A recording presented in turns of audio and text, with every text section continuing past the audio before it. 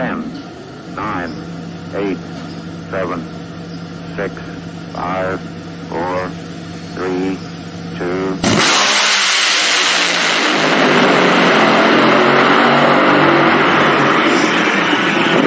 Just 2 races remain in the 2022 NHRA Camping World Drag Racing Series season, and after this past weekend's race at the historic Texas Motorplex in Ennis, Texas, championship pictures are starting to look a lot clearer.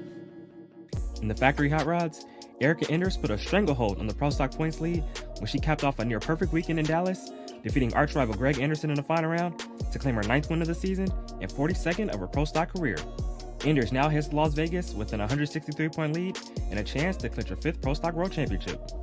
In Top Fuel, after losing most of his lead due to a first-round loss at the last race out in St. Louis, Justin Ashley would bounce back and gain it all back in Dallas, as the driver of the Phillips Connect Top Fuel dragster defeated Austin Prock in the final round of Dallas, scoring his 3rd win of the season and 2nd in a row at the Texas Motorplex, as Ashley now has an 82-point lead with 2 races left to go. And in Pro Stock Motorcycle, part-timer Hector Arana Jr. will spoil any championship talks in Dallas, as he will capture his first win since the Las Vegas 4-wide in 2019, defeating Jerry Savoy in the final round to score career win number 16 and avenging his final round loss from Dallas a year ago.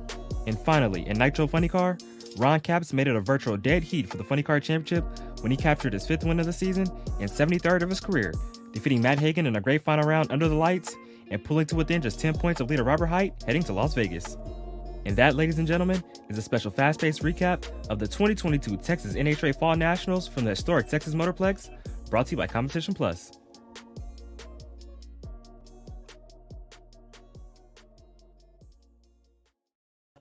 It is the Power Hour, ladies and gentlemen. Good to be back on the show with each and every one of you. And as you come in, just as I came in here live on the show, hit that like button, hit the share button, tell folks that the Competition Plus Power Hour is live, and we're going to be talking drag racing and a lot of drag racing, and in particular from the Stampede of Speed there at the Texas Motorplex. Why? Because they had everything, it seemed like, there. The only thing they weren't drag racing, it seemed, was sleds, the snowmobiles. But other than that, they had it all. Pro mods, door slammers, top dragster, top fuel dragster, funny cars from Funny Car Chaos. You name it, it seemed like the Stampede of Speed had it, kicking off on technically Thursday with the Funny Car Chaos pre-party, rolling into Friday and Saturday for the Funny Car Chaos competitors. Later on in the show, we're going to be talking with the series champion, Kirk Williams. And it continued to go forward with a huge concert and the Nitro Sideshow with Scott Palmer, to the Tuesday night shootout with Top Dragster, Top Sportsman, and Pro Mod Stars, testing on Wednesday with the Champions Dinner, the Fan Fest on Thursday, rolling into the full show that is the NHRA National event, the NHRA Fall Nationals at the Texas Motorplex. What an epic event the Stampede of Speed has turned into. Tonight, filling for Slammin' Sam, co-hosting along with me, Mr. Daniel Williams Jr., American Hot Rod Entertainment. So, from afar this year, you were not able to attend any of the Stampede of Speed. What were your thoughts seeing all that was rolling out? I had footage coming out through the week. Funny Car Chaos had footage coming out. Straight Line Media had coverage coming out. And then we roll into the NHRA, plenty of coverage there, obviously. What were your thoughts afar looking at the Stampede of Speed from the Texas Motorplex there, Mr. Williams? Well, first off, I guess we got to invite sleds back for next year, right? I mean, they're the only ones that went not there. We got to bring sleds there next year. Got to bring sleds, I guess. But now, overall, just what a fantastic event. I mean, shout out to Christy Meyer and Billy Meyer and the whole Texas Motorplex staff. I know you told me they did it bigger and better than they did it last year, and they're already planning to do it bigger and better next year. So just what a shout out. And I mean, it was great to follow along on social media. And also, I mean, how fitting was it to end it all at nighttime, final rounds under the lights Sunday night? That was what a way to cap it off, right? Yes, it was. And it kind of reminded me of going to Atlanta Dragway when they moved the schedule up a little bit on Fridays, and you were hoping and praying for that little rain shower, which typically did come being in May in northern Georgia, and it would push everything just enough into night where you would get true header flames under the lights. And we got that there in Texas. Thumbs up to them. Kudos to them. Thank you. That yes. the qualifying, Friday night qualifying, true night session, like no doubt. Yes. It was night session for Nitro. It was cool. Look, I know Pro Stock doesn't produce a header flame or anything of that nature, but I still think there's something about cars going down a track under lights that looks cool. And the cars look good under the lights as well. So what a stellar event. We're going to start right here. In the chat, put in, what do you think was the top moment of the Stampede of Speed? What do you think was the top moment for the Stampede of Speed? Darren, my top moment, and being there throughout the whole week plus of this drag racing action surrounding the Stampede of Speed, it's not in particular one race. It's not in particular one type of car. It is actually on a day that drag racing wasn't scheduled. I think the biggest moment for the Stampede of Speed and drag racing, and thank you, Scott Palmer and Alex Laughlin and Texas Motorplex for working it all out, that during the intermission of a huge music festival, they sent top fuelers along with jet cars and nostalgia funny cars earlier in the day. So thank you, Chuck Lofton and others for participating in that way. But that moment, before so many fresh eyes there for something else, and they get to see header flames and feel the rumble and hear the thunder and Joe Costello calling it, I think that was the biggest moment for drag racing the whole entire weekend. And correct me if I'm wrong, during that day, there was a lot of fans there that never seen a top fuel dragster go down the track ever. So that was their first time ever experiencing a top fuel dragster, correct? Oh, like yes, for sure. And you had people there. They were from like the late teenage years to the early 30s. I spoke with a young couple. They lived in Richland, Texas. That's north of Dallas. And he was a traveling nurse. His wife was also traveling for work. And they knew of drag racing, but they had never attended a drag race. And I'm talking to them there. I'm in the pit taking photos of the concert, waiting for Matt Hagen to come up. Matt Hagen got to introduce the main act. That was cool. So you get, drag racers getting their due. Drag racers getting the show out on a grand stage, literally. But I'm talking to this young couple.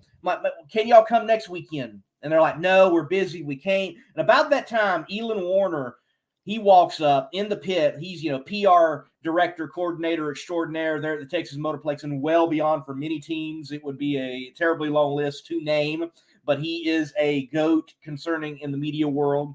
And I'm like, Elon, man, they've never been to a drag race. He instantly goes into drag racing evangelist mode and is like, well, what about Las Vegas in a couple of weeks? Can you get there? No, we're not. What about LA in like 4 weeks? Can you get there? And they're like, yeah, we could probably do LA. He gave him his card and said, call me. We will get you in. And if Elon gets you in, that's taking you for the full ride and experience.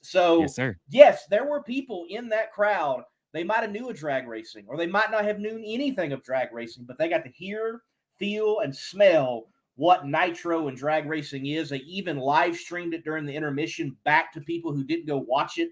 I would imagine there were several thousand people in the stands watching this exhibition pass by Alex Laughlin, Scott Palmer, and Ray Kelly's game exchange team jet cars going down the track. What a cool moment for drag racing overall. I wonder how many people actually came back after seeing that. Because I know if that was me, my first time ever seeing a top of drag show, I'm coming back next week to check that out. And you mentioned the young couple, right? So when I was in Sonoma, I was talking to a lot of young fans because there was a lot of young fans in Sonoma. And the one thing they said was they're at a drag race, but they said they really love Formula One. And the way they got into Formula One was from that documentary. And I'm just bringing this up because obviously there's talks of this new NHRA documentary coming out. And I wonder if that's going to really attract, a newer audience, a newer younger audience, to really shed a light on NHRA drag racing, because F1 really gained a lot of fans from that documentary. And I'm hoping NHRA could do the same also. They did. And, in particular, what happened from it is they turned the corner in the American fan base.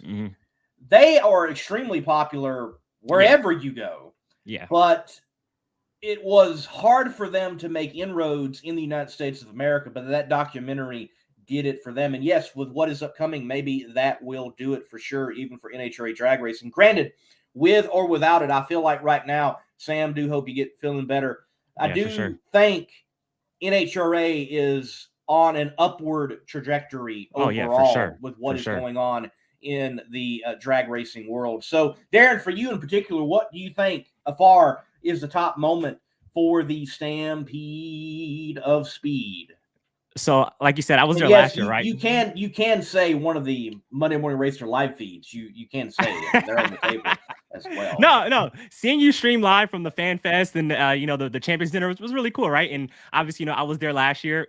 So for last year, Friday night qualifying topped it all. Even though we got out of there after midnight, just seeing all the blow-ups, the old school Friday night session, badass. This year, since I wasn't there, I mean, the race on Sunday, you talk about throwdown, 80s in funny cars, 60s in top fuel dragster, finals at night. I mean, the race started. I knew when we started at 1:15, I'm like, oh, we're getting into fall now. This is going into the night. And it did. And I mean, they put on a show. Texas Motorplex, where Speed was born, the first ever super track. Texas did not disappoint at all. And I'll tell you what, the Texas Motorplex, the Fall Nationals, is starting to become one of the majors on the NHRA Tour, just in my opinion. I agree with you. I mean, obviously nothing tops Indy because it is the U.S. Nationals.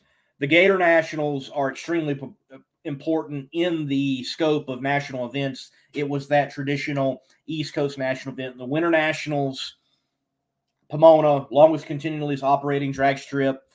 I think you have the Texas Motorplex, with them being a countdown race and with them putting on what they are putting on.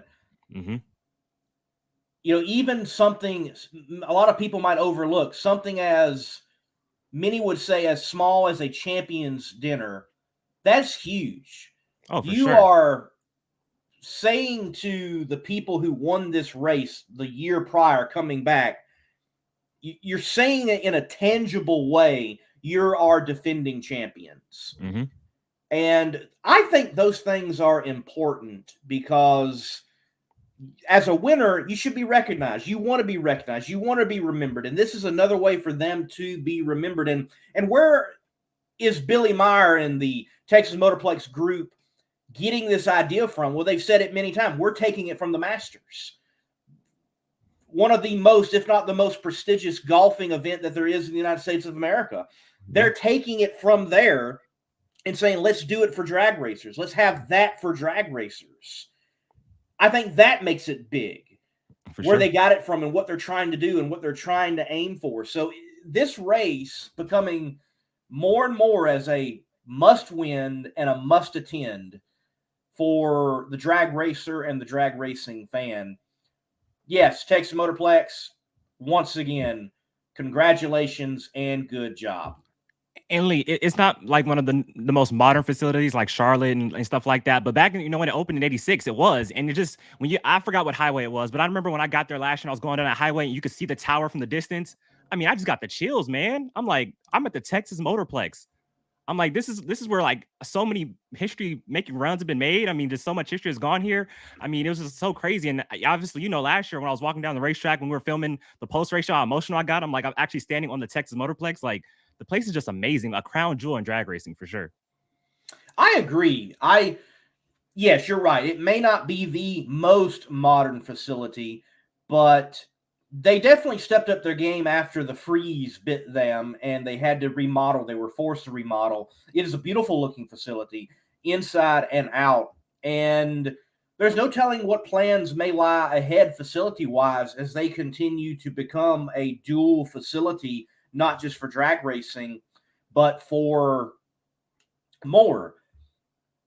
Let me ask this to you and to each and every person out there in the chat watching along, about 40-something folks. Hit that like button. We need more likes as you are watching. Hit the subscribe button on the Competition Plus YouTube channel. Question to you, Derek. Question to the audience out there. Does Dallas deserve a second date? Do they deserve a spring date? With all that they have already done, do we give them another date for a race? And I ask that not being a fan of tracks having two dates overall, but have they shown that there is a fan base that is hungry enough and also a team in the Texas Motorplex team that deserves a second date? Do they deserve two dates? I'm going to go yes, from the simple fact of I liked it when they had two dates back in the day. and they always put on great race. Remember when they used to have the spring race back in the day, and that race was always amazing. I'm gonna just go from the simple fact. Yeah, I mean, I think so. If you go to Charlotte, they've said that the spring race, the 4-wide race, is taking away attendance from the fall race. I know you said that. They've said this is one of the best races in years, but on the other hand, yes, I would like to see it because I mean it's an historic place. I mean, come on now. But at the same time, I think let's let the Stampede of Speed do what it has to do. I think it's going to take a few years before people start to catch on and the crowd starts to get bigger and bigger and bigger. I don't want to take away from that just now because when you got 2 days, people are like, oh, well, we can go next time or whatever. So let's let the Stampede of Speed continue to grow more momentum, gain more fans, and we'll see how it all plays out. For right now, I like to keep it just one.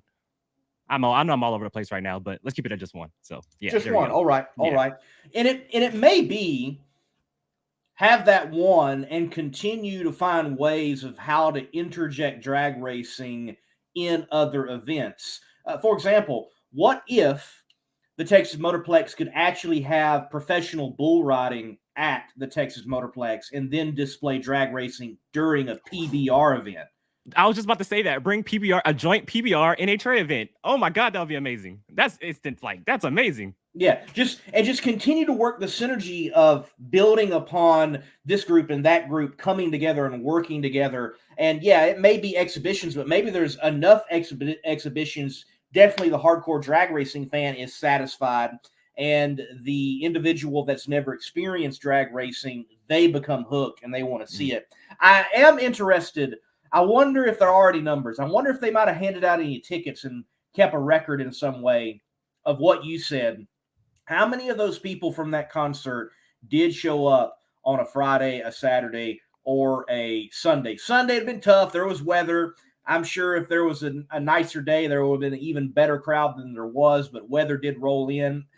And NHRA working their butts off once again to get an event in on time. Yeah. Congratulations. Congratulations. Sure. And by the way, this was like the first time in 35 years that there was a different timing system used at a national event, and everybody got through it, and it worked. Yes. Wow.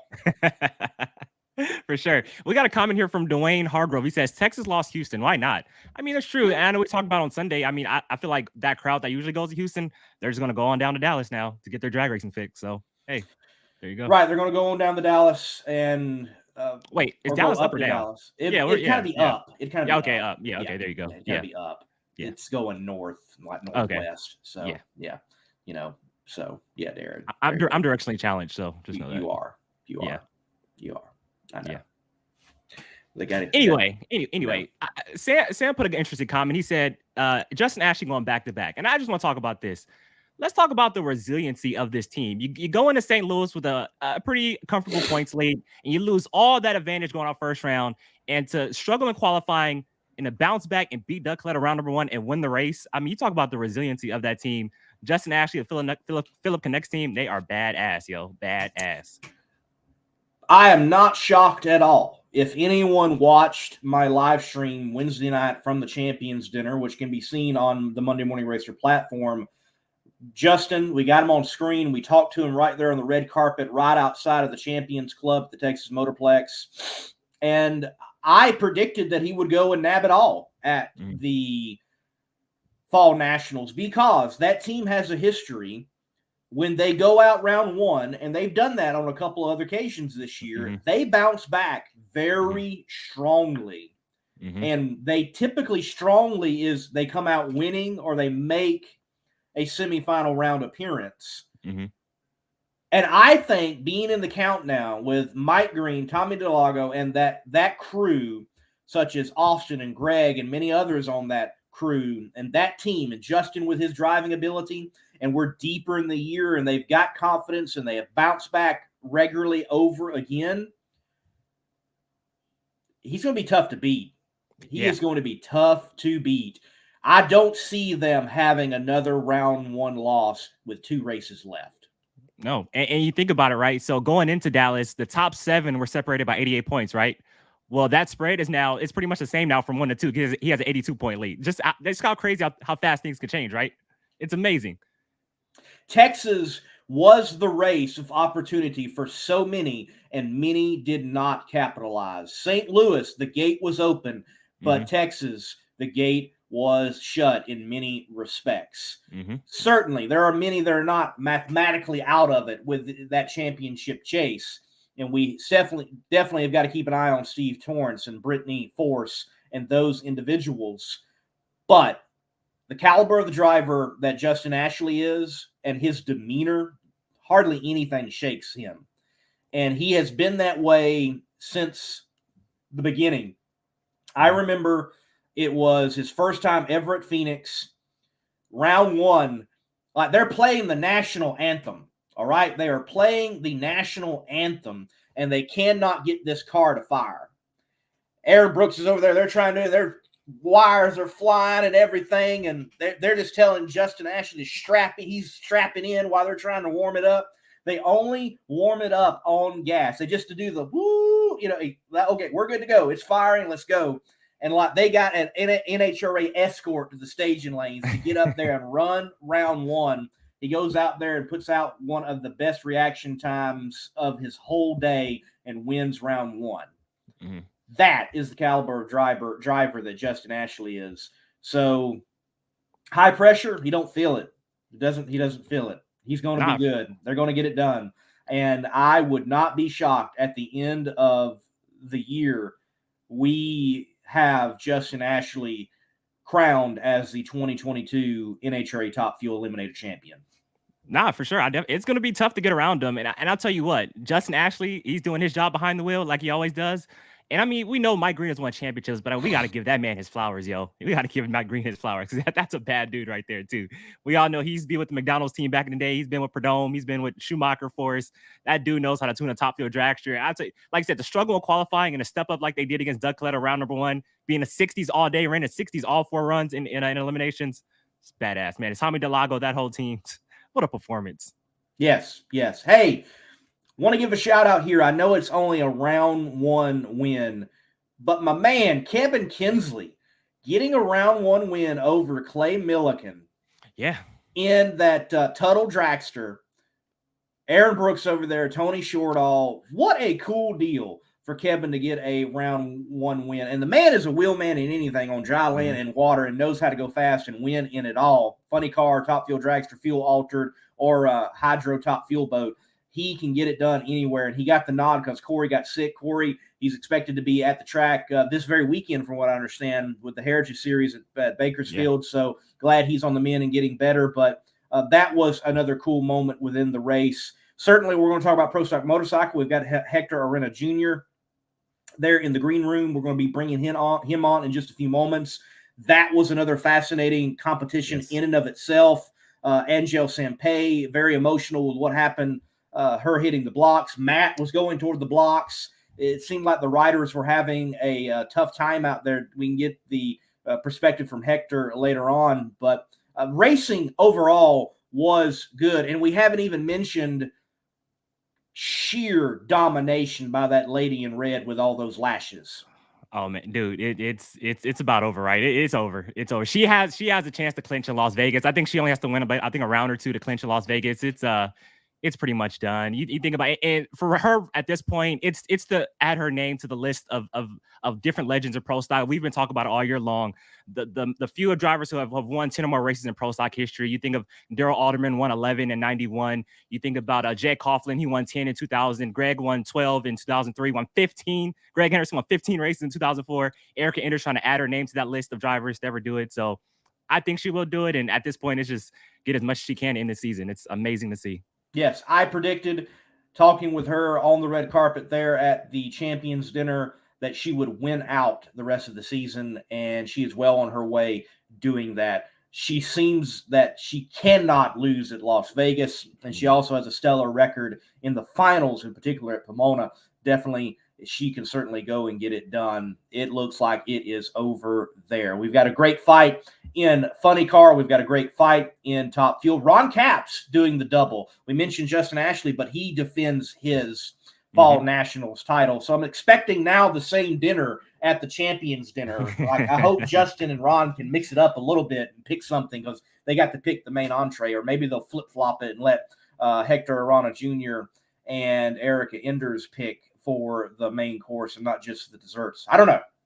Lee, You know what? Everybody in the drag racing industry knows I'm a John Force fanboy, but when I'm on the show, I'm biased. So anyway, Robert Hight has had an amazing season, one of the greatest seasons of funny car we've seen in a very long time. But if Ron Capps wins this championship, I mean, 5 wins and a U.S. Nationals win, that's a championship winning season right there. I wouldn't be mad if Ron gets it.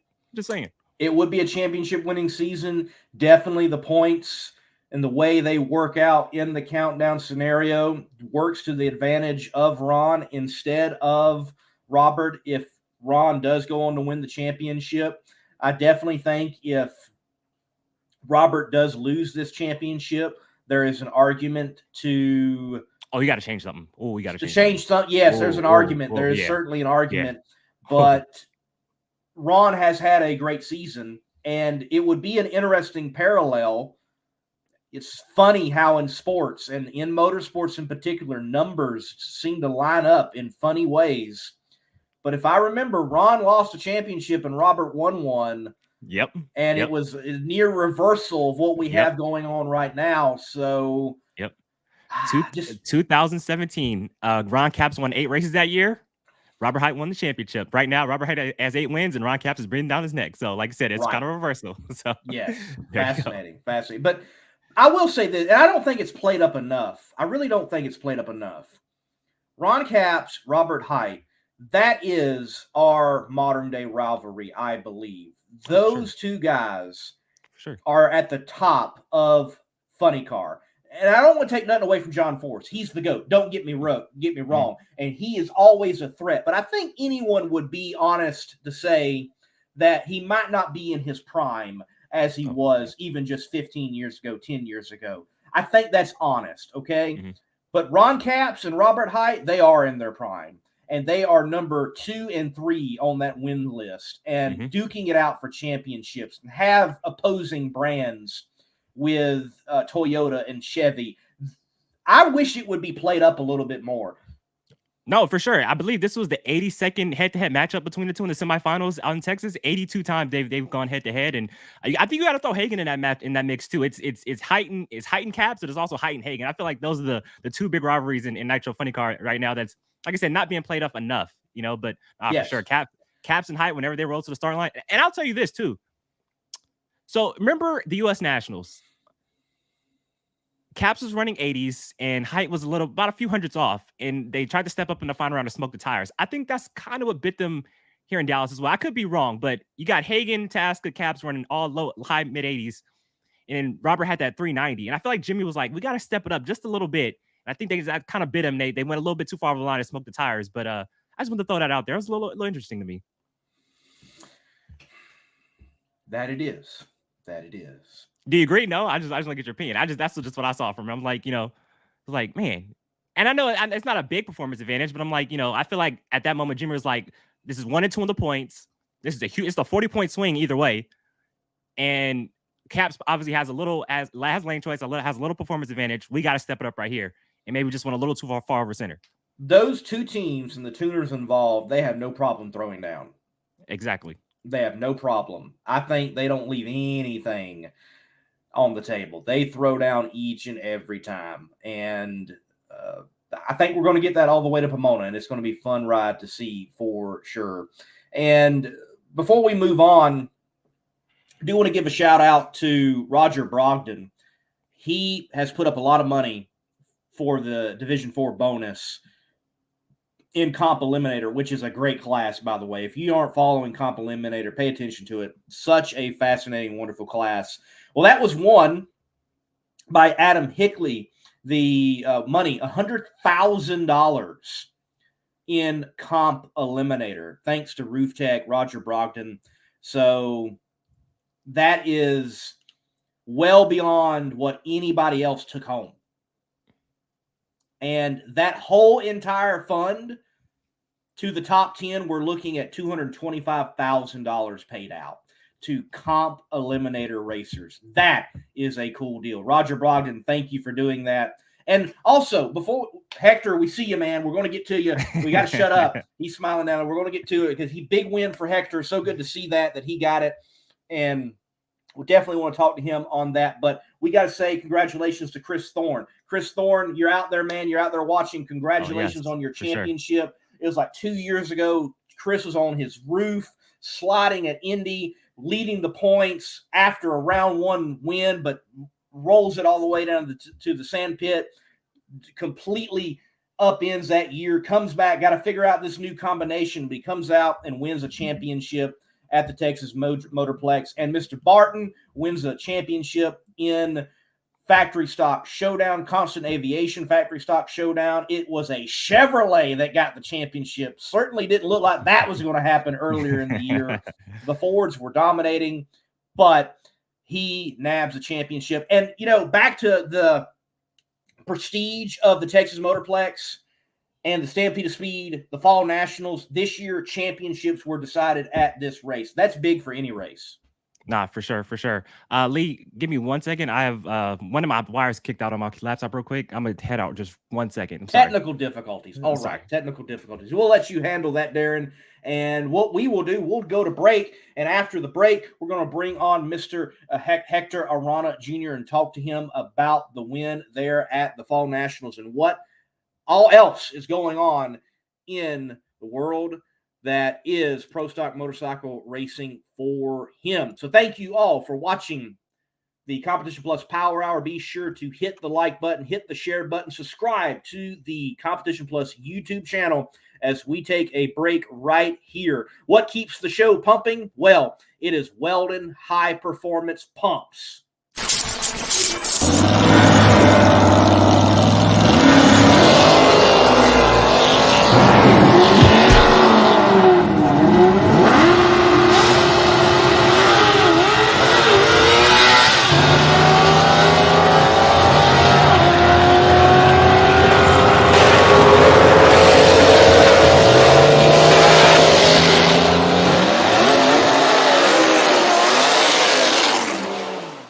Competition Products, your source for hardcore engine parts for street, strip, and oval track.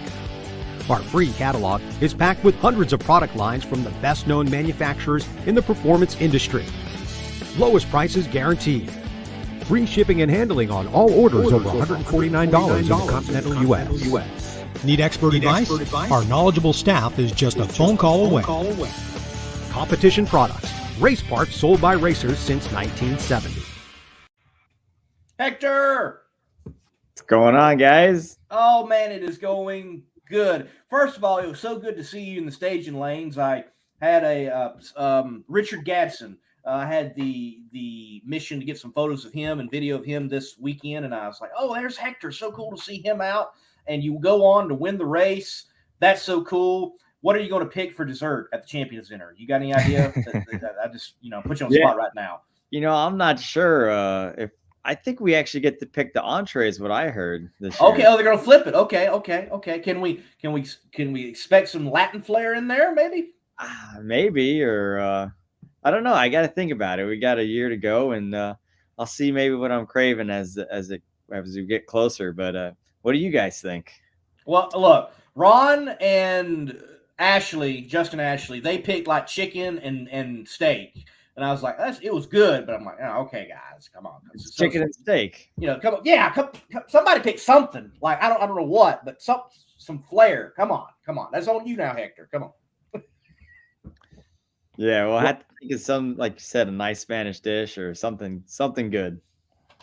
Well, if we're going dessert, let's go New York style cheesecake. You can never go wrong with that, right?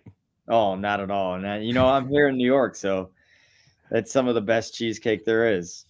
There you go. So, man, go out there. You're on a limited schedule, part-time. We'd love to see you out there more often for sure. You're definitely a capable rider of that. Why was Texas on the Arana's list to begin with? Well, so we picked 5 races this year, and originally Texas was not on it. Originally, we were going to do St. Louis. St. Louis was a close race to us. And then come Indy, they announced the Texas Stampede of Speed again, like they did last year. And they had a nice little offering and incentive for us to go. So they offered an extra $2,000 for us to go to the race. And that was a big incentive for us to help out with the fuel to get to the race. And we went to the finals last year. We had great success, and I have family out there. My brother lives out in Texas now, so it was just a little push that we needed. I mean, it's a great time at the Texas Motorplex. So are you saying an extra $2,000 for like qualifying money, just like period to everybody?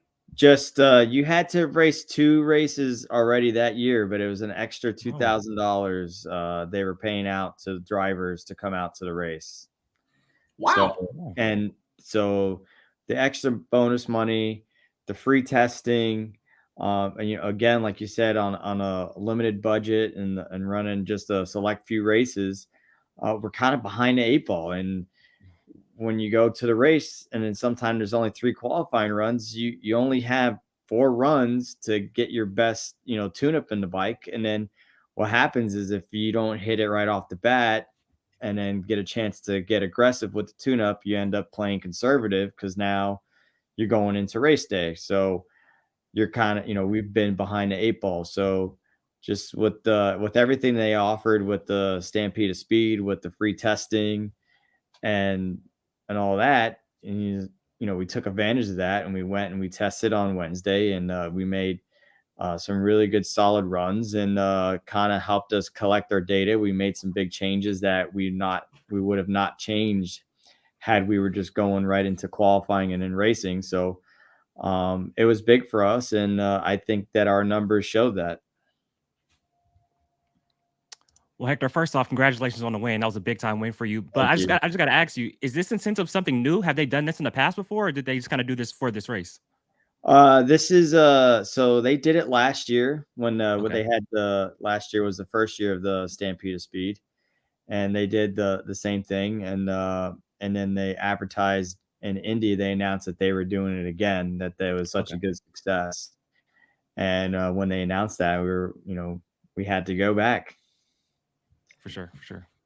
Well, that is good to hear in the times that we're in, and everybody talking about drag racing dying and all of that stuff, that you've got a track out there valuing the competitors so much, going to give extra money, and then free testing, because testing, a lot of people, it's not cheap. Like, tracks charge a lot to go testing, and that was in the package. That's great.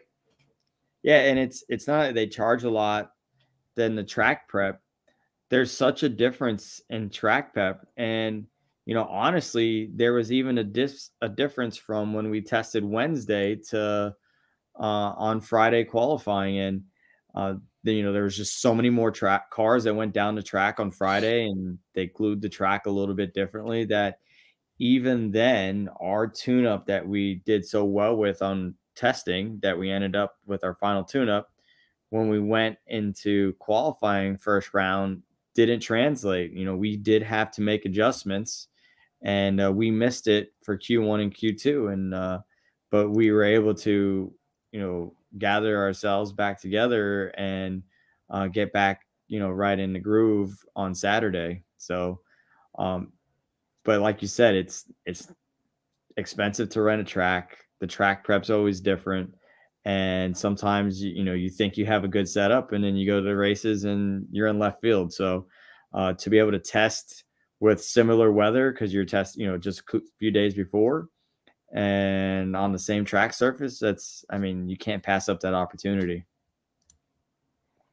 Well, Hector, I know you beat Jerry Savoy in the final, but I called you the Matt Smith racing killer on Sunday, because I believe you beat Chip Ellis on a Matt Smith Suzuki in round number 1, beat Angie in the second round, and then Matt Smith in the semis. What does that say about your team? To come out part-time, like I said, only 5 races a year, and still come out and hang with the best of them and run with the big boys every weekend in, week out. Yeah, I think that's just a testament to our performance, and how capable we are, and just a little show that if we could go back out there full time, that we would be right back on top competing. And it's like you said, to take 3 Matt Smith bikes out. It's tough. Listen, they're fast. They race every week. That's what they do full time. They're racing. When they're not racing, they're at the shop or they're testing. And right now they're a big powerhouse. So to be able to take out all 3 of his bikes, it felt great, and I think that was a pretty big statement as well.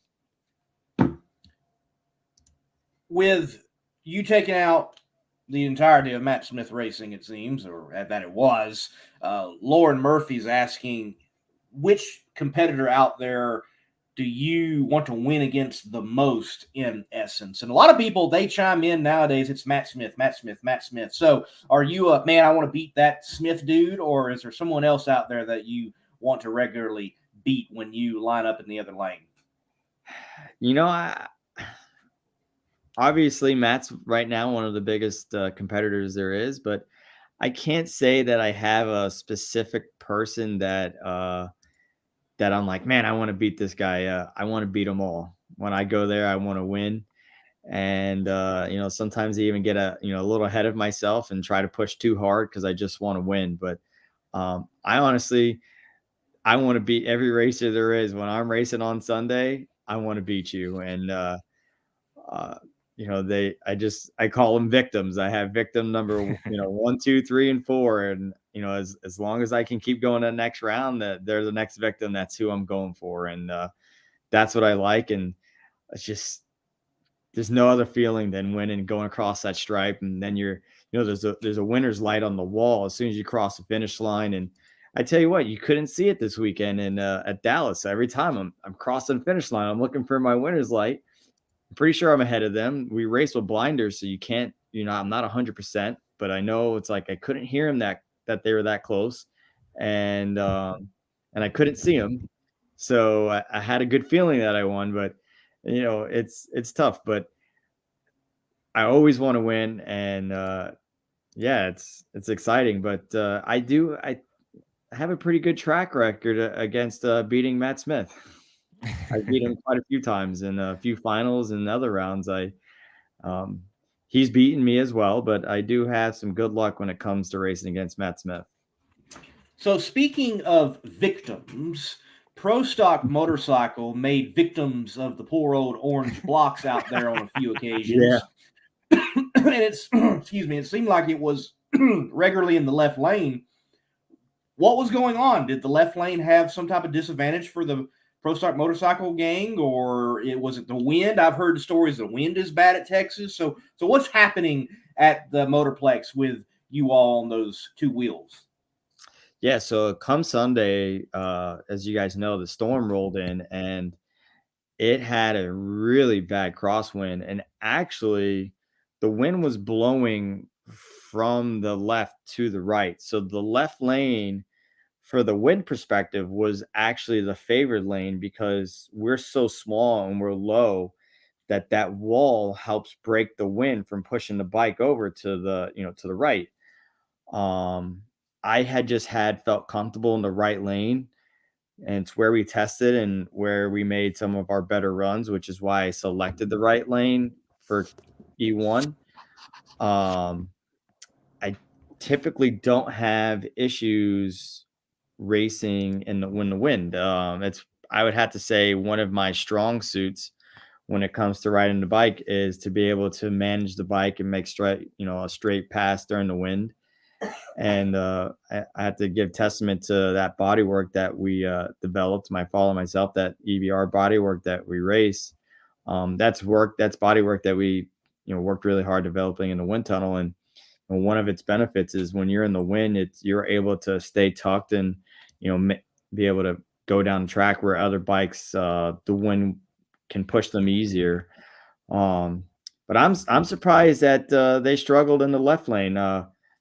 Again, the left lane should have had more protection because of the wall.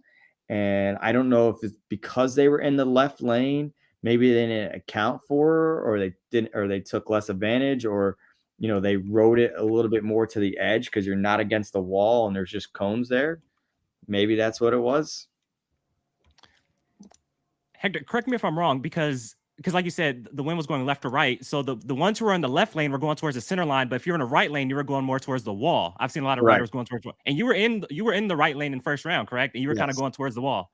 Oh, first round, it like I said, it's I've never felt the wind like that before. And first round, I took off, the bike spun the tire a little bit, and I tucked in. I was just right before the 8th mile. All of a sudden, the bike just started rolling over, and the wind was pushing so hard, it was going to the wall. And I right away, got off to the side of the bike and started, putting some strong body language to correct it. And honestly, at one point in time, I had my hand out ready to pull in the clutch at a moment's notice, because at the end of the day, you got to be safe, and you got to, come back to race it another day. And to me, it's not worth the risk. Obviously, yes, we want to win, but I want to be able to come back and race the next day as well. So I was ready to abort the run. I was in front, and I had it under control. Once I put enough body language, the bike was in a bit of a lean, but it wasn't drifting to the wall anymore, and I was able to keep it going straight. So, but it definitely did catch me off guard. And, from there, when we went back to the trailer, I made the necessary adjustments to the bike, and, just prepared for it, and was able to make straight runs down the track after that. All right, Hector, we need you back full time. What's it going to take?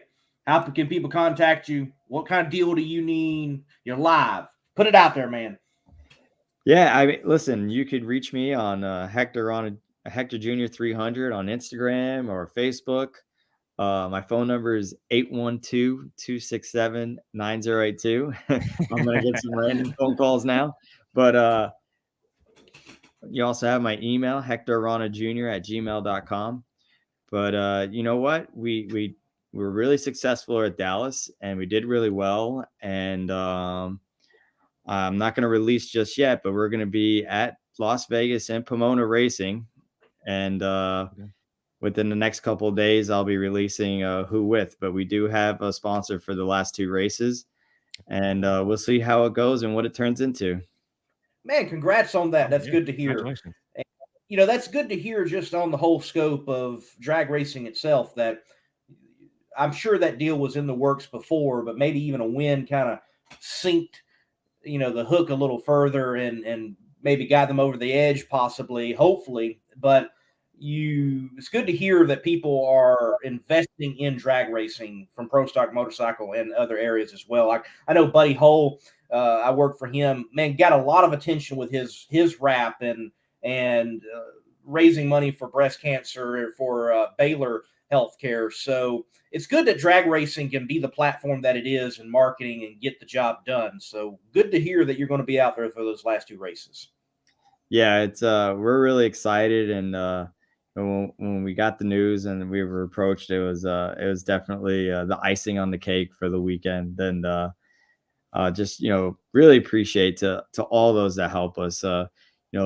We have Jim and Flo with All Tech Signs. They help us. They've been helping us frequently go to all the races, and just gas money to get diesel's so expensive this year. You're looking at to race a full season, you're looking at close to $50,000 just in diesel because of the fuel prices. So, it's drag racing and traveling the circuit has become expensive, and it's tough out there. And so, I'm grateful for the opportunity to go to the races that we do go to, and for everybody that has helped us, this year, and to allow us to do the races that we have.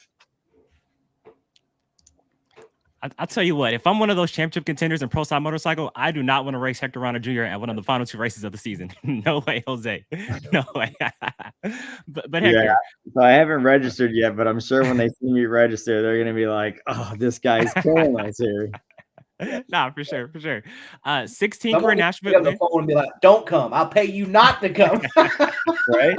I know.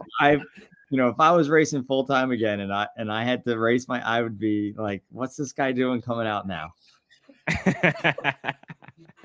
So, hey, maybe that's the advantage that I had. They knew I had nothing to lose. I'm going out there to win a race, and they're racing for a championship. So, you know what? I know they're racing for a championship, but I'm going there for the win, and I'm going there to, do well and prove myself to come back out. So. Hector, 16 career Nashville wins at Pro Stock Motorcycle, tying you with the great Antron Brown, 9th on the all-time wins list, I believe. So that's congratulations to that also. But for somebody, first ever to run 200 miles per hour in Pro Stock Motorcycle, about performance.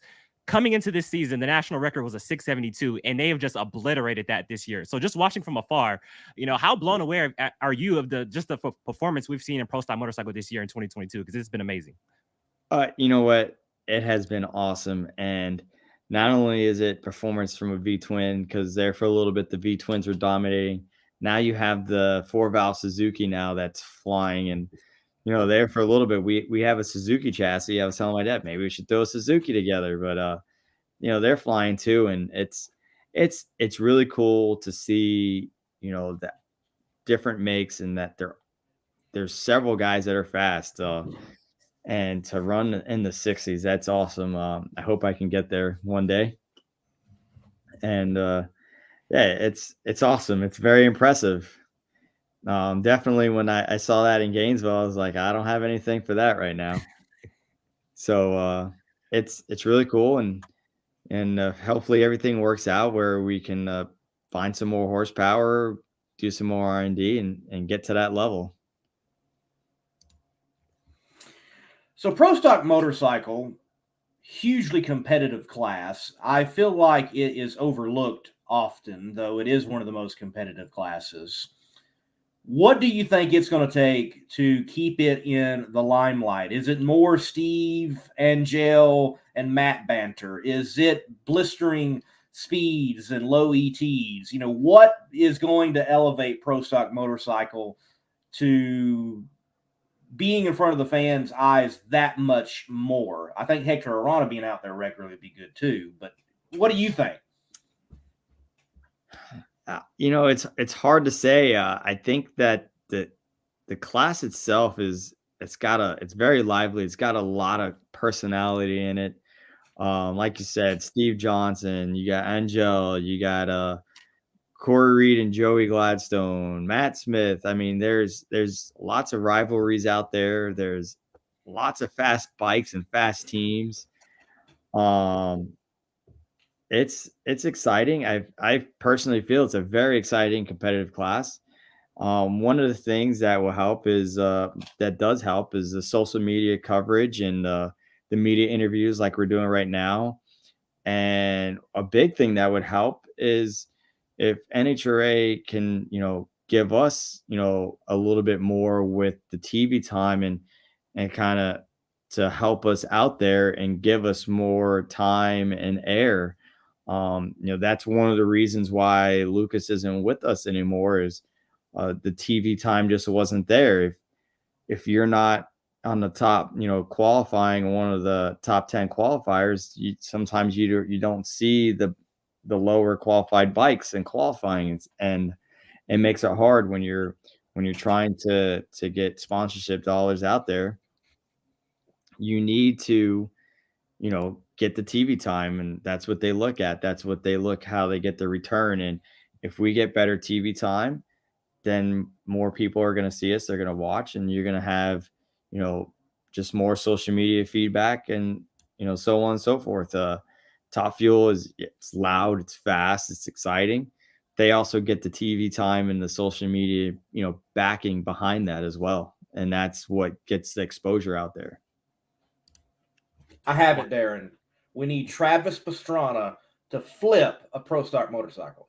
Oh, yeah. There you go. That would be amazing. I saw Travis Pastrana was going on the funny. And I had to say, Travis Pastrana has probably been if it comes to one guy that I always watched or had some sort of an idol, he's my guy. I've watched Travis. I grew up riding motocross, riding dirt bikes, which is where, I've turned that skill of riding a dirt bike into Pro Stock motorcycle. And, that's one of the things that, helped me yesterday navigate through the wind, just learning how to, use your body and handle the bike. And he's the man. Travis Pastrana is the man.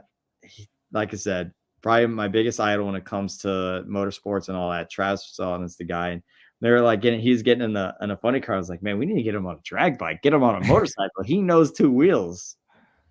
Hey, let's make that happen. Let's get Travis Pastrana on a Pro Stock motorcycle. Let's do it. Yeah, it needs to happen. It does. It needs to happen. Let's do it. Let's do round robin. We put him back in the top feeler, then he's got to go in a funny car, then he gets in the Pro Stock car, and then we'll just run him through the whole gamut in one day. Yeah, that would be something else. But I tell you what, to hop into a top fuel car, never been in a drag car, and hop into that thing, that takes some nerve. I mean, I occasionally think about it, man. If I got an opportunity to get into a top fuel car, could I do it? And because I get the chills. I know what the acceleration is like. I know the acceleration that I go through, and man, I don't know that I could pass it up. I'd have to go for it, but man, it would be scary. I love it. I love it. You got someone that does top fuel and they look at what you do and they're like, y'all crazy. And then you look at what top fuelers do and you're like, y'all crazy. It's so funny between the classes of like, y'all all crazy. Yeah, it really is. And you know what? Pro stock car, they're going so fast and they're like on ice. One little move and whoop, they're going over. I mean, I've thought about that as well. It's like I've even had dreams. I'm driving a pro stock car. Next thing I know, I'm sideways fighting it down, trying not to hit the walls. Oh man, that's amazing. You said something very interesting back from Lucas Oil, your old sponsor. So I would say the TV time was the main reason why they kind of pulled out on you guys. I thought that was very interesting. Yeah, well, when one of the explanations, because we, you go back and it's like, is there something that we did wrong or something we could have done better? And they're like, no, you haven't done anything wrong. But when you don't get the TV time anymore, and they weren't able to justify the sponsorship. I'm grateful for everything. We had a long 27-year run with them, and they still help us out a little bit, but they had to move on. Is there like a plan? So when you see that happening, because I'm sure it's happened in the past too, is there like a plan you guys pitch to NHRA and say, hey, this is what's going on? Like, is there any way we can kind of, work with each other to kind of, not let that happen in the future? NHRA called us and they're like, what is it going to take for you guys to get back out there? And we told them, we expressed to them, we need help. We need TV time. Pro stock motorcycle, pro stock car, or we need TV time. When you're going for the big sponsorship dollars, that's what they look at. Whatever. I'm sorry, Lee. Remember a couple years ago, they were going to come out with a pro stock only show, and that never really came to fruition. Remember that? I think they tried it like Phoenix a couple years ago, and it just never. Yeah, I think I heard something about that, and they were trying to split it up. Mm-hmm. And then it's like, now you have all these drag racing shows going on. And then, somebody watches, I watched the drag racing and I didn't see the cars and cars weren't there. And it was a disaster. So, I don't know what to say there. I'm not the marketing. I'm not the producer of the show, but if they could help us pro stock motorcycle out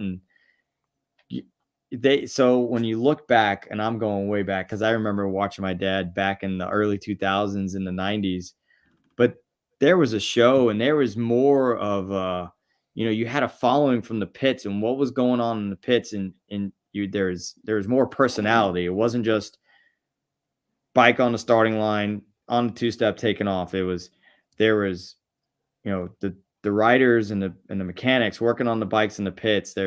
You got to see the personality of the riders, and there was a dialogue to the story, and there was much more that was going on in the show, and that alone was more coverage. And then you got to see the riders, you got to see their faces and what they look like more, and how they act, and oh look, this guy's actually working on his bike, or whatever it may be. And then you see them then you see them doing the burnout and then racing against somebody. And if we could turn it into more of a show where we can get more personality and see the banter going back and forth in the pits between the different, because there's fights all the time in the pits. They're not physical fights, but riders yelling at each other, going back and forth, and there's a whole dialogue out there that they're missing out on. I like it. Good ideas. And there's so much more there in an NHRA race and pit than what is just going down the track. There are so many stories, as me and Darren were talking earlier on the show, having that type of documentary that F1 had, but have it for NHRA, I think it'd be huge. And I think people would finally kind of get a glimpse even beyond what their ticket does avail to them as a pit pass. I couldn't agree anymore. I always thought Formula One was awesome. I mean, it's Formula One. It's the most technically advanced motorsport there is. I mean, it's amazing what they do. And when, like you said, that Netflix series came out, and I started watching it, and now I'm over here following Formula One, but I'm following it because that documentary that they did, it got me hooked, and you got to see, the personalities, the drivers. And then you watch, and he's like, I like this guy because, you connect with them kind of, and you get something. And then now it's like, now when you're watching, you got a guy that you like and you're rooting for it. So, there's a lot of that could definitely happen in the pits with us. We work on the motorcycle every run, clutches come out, transmissions are changed.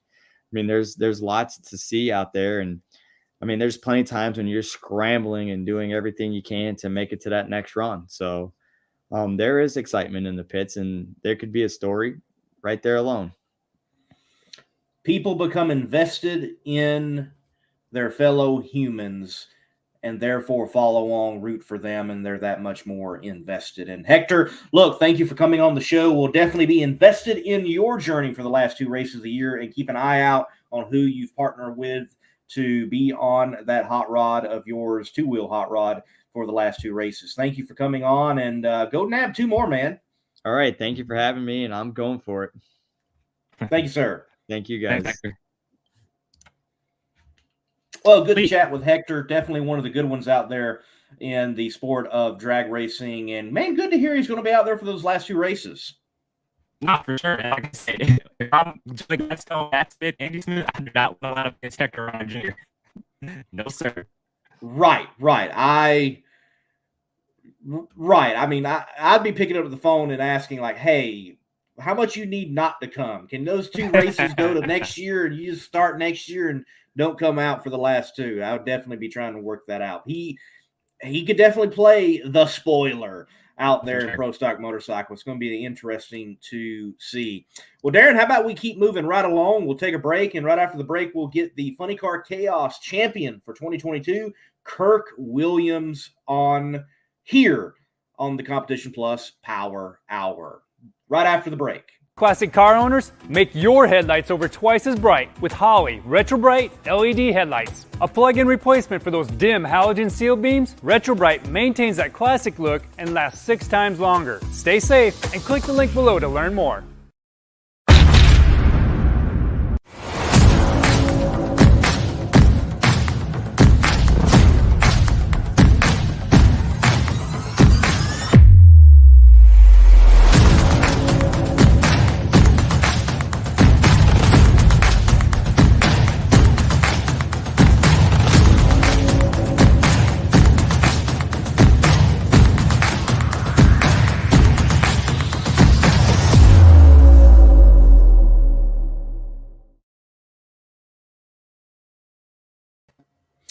Kirk Williams, the 2022 Funny Car Chaos champion, right here live on the Competition Plus Power Hour. Kirk, I know you're tired of hearing from me, but good to have you on, man. Hey, it's good to see you guys.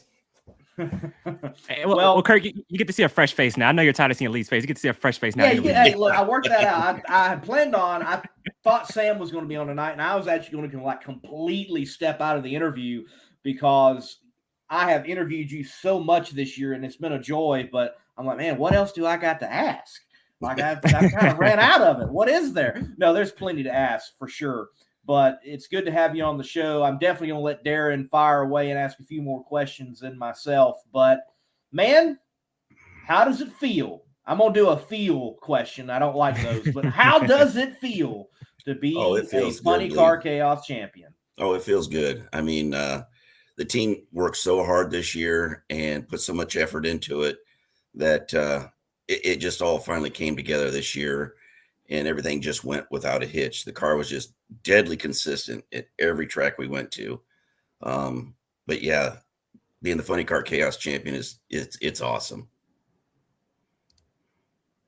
Well, first off, Kirk, congratulations on the 2022 Funny Car Chaos Championship, a dominating season for you. I want to ask you right off the bat, I thought this was very interesting. So 2004 top alcohol Funny Car champion, Cy Chesterman, Is there a link between you two? Is the car you're driving right now the one you bought from Cy back in the day, or is this a different car? Well, we had bought the car originally from him back in '99. Okay. And then, of course, over the years, things have changed. We had HP Motorsport build us a new chassis, and I think it was probably 2004 it was. And then after that, we just started doing our own chassis. And this one we got now, we built it last year. We're in 2020, and 21 was the first year out with it, and it's just worked flawlessly. Go ahead, Darren. I mean, the man.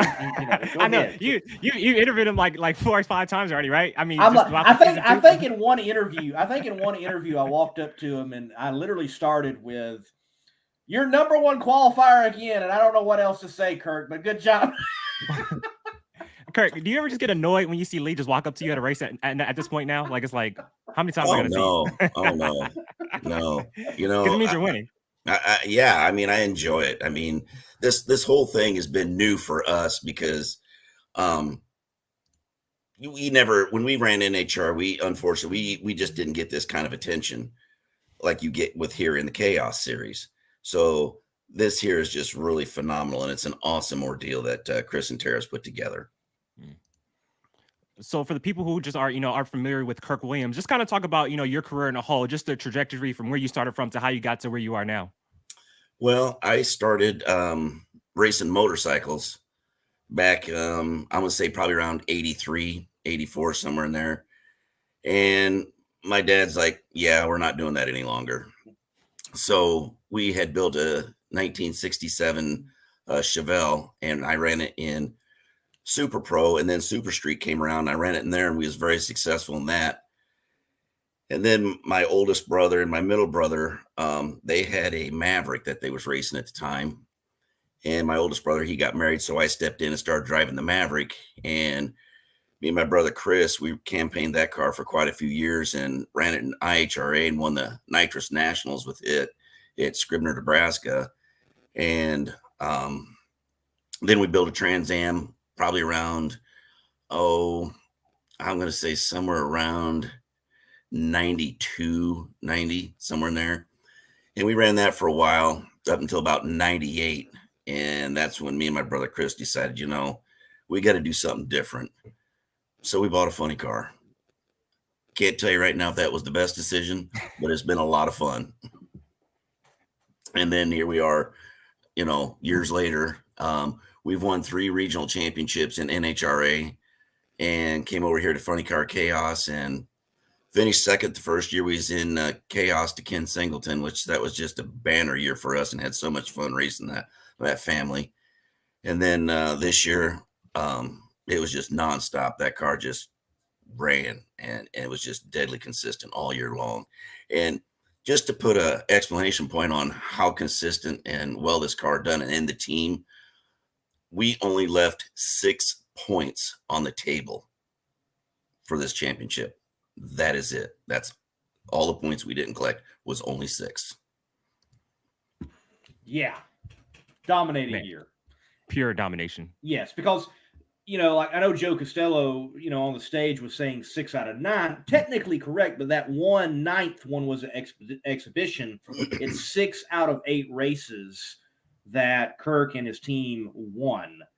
Dominating year for sure, and definitely the class of the field. And when you do factor in Funny Car Chaos, the drop race, there you go. Well, only left 6 on the man. You didn't even leave no crumbs for no one, Kirk. Dang. That's the idea. I mean, if you're gonna run it, let's run it and let's do it. Best car wins.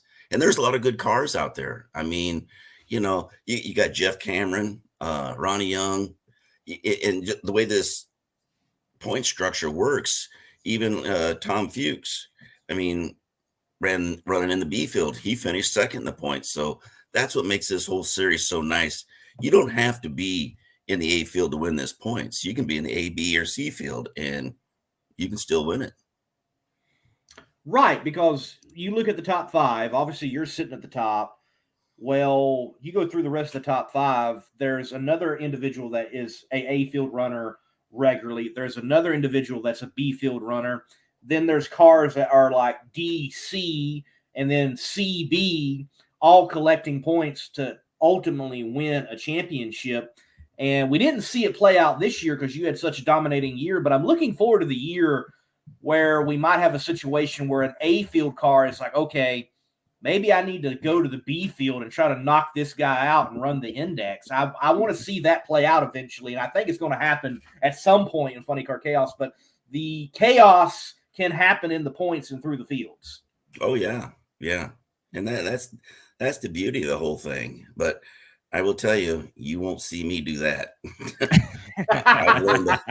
I've learned that lesson the hard way. And we had that conversation early on in Dallas. It doesn't work out real well when you go after people. Sometimes you're better off just let it go where it goes. And, when preparation meets opportunity, this is what you get, a championship. And this year, the car was just prepared flawlessly, and the opportunity was there. Kirk, we got a real interesting comment here from Drag Racing Central. Lee, if you could bring that up for me, really good question. He says, does the wide variety of tracks in the Funny Car Chaos series lead to different cars and drivers performing better in certain venues, such as Texas favoring high-powered cars? Well, yeah. There's a lot of tracks that we go to that you just can't lay a lot of power to it. But fortunately, those are tracks we grew up on when we first started racing. And you would think coming into the Texas Motorplex, we have won there before in NHRA. And the last 2 years, I couldn't get out of my way in that track. I mean, I was going down the first round. So, yes, it does. And then you would think that you would have the advantage coming into that track, and you don't. So it's kind of funny how that thing works out for you sometimes. And one of those tracks that would be hard to put the power down in the middle of a sandstorm would be Odessa. Yeah. Yep. That track is, it's such a beautiful facility. Yes. They need to just put a wall up across there on that just to keep the dirt out. Yeah. That needs to be a domed drag strip. Yes. Yeah. Or just get every water truck out there and start watering that field next to it. Oh, wow. Darren, and for everybody out there watching, we took about an hour and a half, maybe 2 hours, pushed the window back, finally got a window to do drag racing. And out there in Odessa, Texas, it's nothing but oil fields and dust. And I think there's far more dust and oil. And we get to the final round. Kirk's obviously in the final round, does go on to win the race. But yes, he's running 200-something miles per hour in the 8th mile in a sandstorm. Yeah, I can barely see the cars going down the track, and I'm filming from the stands. I can't imagine what it was like in a funny car that has hardly no visibility. Anyway, wow, just insane. Sketchy as hell. Nah, that's cool, though, and no fear. I like that. I like when a driver goes out there and just lays it all out on the line. I want to go to a track, though, with a cornfield. I like seeing cornfields at racetracks. I don't know why. Well, we got Kearney. It's not necessarily there's cornfields around, but yeah, we used to have Scribner, Nebraska, and that was right dead center in the middle of a cornfield. Yep. And if you go to Eddyville, you will find corn if you don't get the fields out. Yeah. That's exactly right. Or you're going to be launching over the turn. Right. Kurt, yeah. So obviously, with Funny Car Chaos, you can run any funny car you want, turbo, nitro, alcohol, and everything like that. I think one of the most interesting things, though, is how you can go up against a Big Show nitro burner. I just want to know from your perspective, what is it like lining up against a 12,000 horsepower, nitro car, and kind of like the sounds you hear and everything like that from the side of you, and just kind of like what's the strategy that goes into, lining up against one of those? Well, in the beginning, when we looked at running this deal, that was the one main concern I had because, obviously the flames, the noise, that's all going to be distracting. And so when it come down to it, I'm trying to remember who I had to run. But anyway, immaterial at this point in time. My brother told me, he says, don't worry, just run your own race. Don't worry who's in that other lane. Right. You're not the one sitting in this seat right now. So it doesn't quite work that way. But once the car fires up, you don't even think about it. and everything just goes off like clockwork. So at the end of the day, things worked out real nice. I mean, it's not as bad as you would think it would be, or I should say, it's horrifying. And for everyone out there, I think most people look at what Funny Car Chaos is, and you've got these 8-car fields, A, B, C, sometimes a D, and you see a Big Show Nitro Funny Car enter, and you're like, oh, they want it. And that's not the case. It doesn't happen that way. I mean, have Big Show cars won? Yes. I remember Alan Minnendorf. He won several races. It was in the fight for a championship one year until there at Denton he hit the sand. But nonetheless, you look at like Dale Worsham. I think that's the best case scenario to look and go, here is the litmus test of how this chaos does work and that anything can come out and win. Dale sets the record, mile per hour, ET, for Funny Car Chaos. Looks like there's no way nobody's going to beat him, and he had to pedal that one time, and Kyle Smith didn't. Kyle wins at the Classic. Yeah, that's what's amazing about it is you would think the fuel cars would have a distinct advantage, and honestly, they're at a big disadvantage. I noticed that early this year, who was it? Brad Tuttle. I mean, he would have won that at the first race at the beginning of the year, but they couldn't get the car back together. There's so much maintenance there and things that have to be done to make sure that car's right. So, nobody gets hurt or him. Consequently, it leads them at a disadvantage. And Kirk, you mentioned your brother. I believe his name is Chris, correct? Yes. And he's like, the tuner on your car. Can you just talk about just how, how much of an integral part he is to your team and just your relationship and how close you guys are? Because I know he's a big part of your race team. He's a great talker, by the way. Yeah, me and my brother Chris, we have it's a special relationship. I'll say that when it comes to racing, because he's kind of like I'm the one that wants to bring the big bat out and hit the home run. And he's like, no, we're going to get on base and we're going to go around the bases. Don't worry about hitting the home run. So he's the one that keeps the engine alive. And I'm the one that wants to go out there and just hit it and let's go. But I mean, that's just the nature of the driver. But, he's the one that him and my nephew, Marcus, they're the ones that make that car as consistent as it is. I mean, they call the tune-up shots, so whatever's going on, they decide what they're going to do. And, once in a while, if they're looking to do something out of the ordinary, then they'll come ask me because then they can blame it on the driver. I love it. That's awesome. And anybody as a driver knows how that works. I give you a perfectly good race car and you screwed it up.